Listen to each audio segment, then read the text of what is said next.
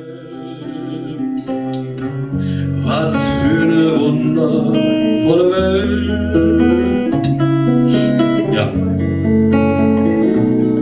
Ich seh den Himmel voller Blau, weiße Wolken liegen davor, der Tag ist gesegnet und die Nacht hoch, und ich denk zu mir selbst,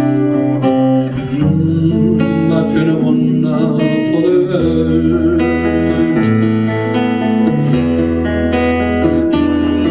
Die Regenbogenfarben, so hübsch am Himmelszelt, die reflektieren sich in den anderen Dingen von der Welt. Und wenn man mich fragt, na wie geht's dir denn, dann schüttelt man mir die Hände. Und was sie mir sagen wollen, ja, die hab ich lieb, aber tolle, ja, ich denke mir selbst, was für eine wundervolle Welt. Ich höre Säuglinge leise weinen, naja, und bin angekommen. Und ja, ich sehe sie auch wachsen, und ich glaube, die lernen viel mehr als ich. Ja, ich glaube, das liegt aber noch eher an mir. Und ich denke zu mir selbst,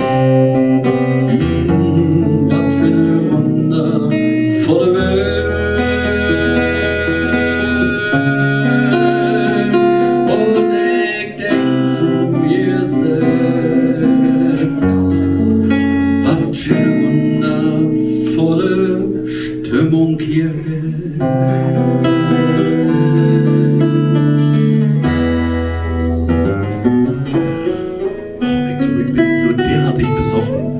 Mein Augenaufschlag ist langsam, aber meine Wahrnehmung ist da.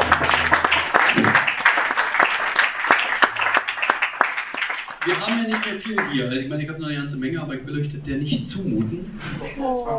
Das erste Lied, was jetzt wiederum nach ganz vielen überschlagenen Seiten kommt, ist ein Lied, was unsere alte Gitarristin jetzt intonieren wird. Ja, da kiekst du, wa?